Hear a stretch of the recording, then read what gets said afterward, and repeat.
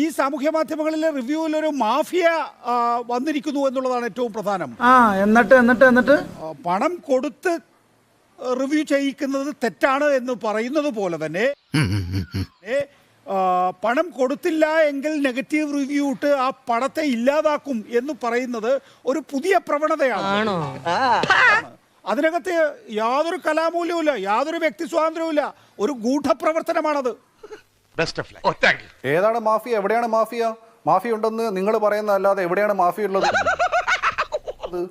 ഞാൻ മാഫിയുടെ ഭാഗമാണോ? എനിക്കറിയുന്ന ആരും മാഫിയുടെ ഭാഗമല്ല, റിവ്യൂ ചെയ്യുന്ന ആരും തന്നെ മാഫിയുടെ ഭാഗമല്ല. ഒരു സിനിമ കാണുന്നു, അതിന്റെ മെറിറ്റ് അനുസരിച്ചിട്ട് അഭിപ്രായം പറയുന്നു. മാഫിയ എന്നൊക്കെ ഈ മാധ്യമ പ്രവർത്തകർ അതുപോലെ സിനിമാക്കാർ ആരോപിക്കുന്ന മാത്രമാണ്.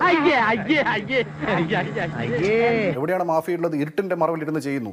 പിന്നെ സ്റ്റുഡിയോക്കകത്ത് ഇരുട്ടല്ലേ ഉണ്ടാവുക? നിങ്ങൾക്ക് അറിയുന്ന കാര്യമില്ലേ?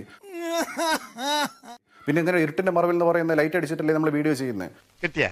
മുതലും പലിശ ചേർത്ത് കിട്ടി. അപ്പൊ ഇത്തരത്തിലുള്ള സാമാന്യമായിട്ടുള്ള ബോധം പോലും ഇല്ലാതെ വെറുതെ ആരോപണം ഉന്നയിക്കുകയാണ്.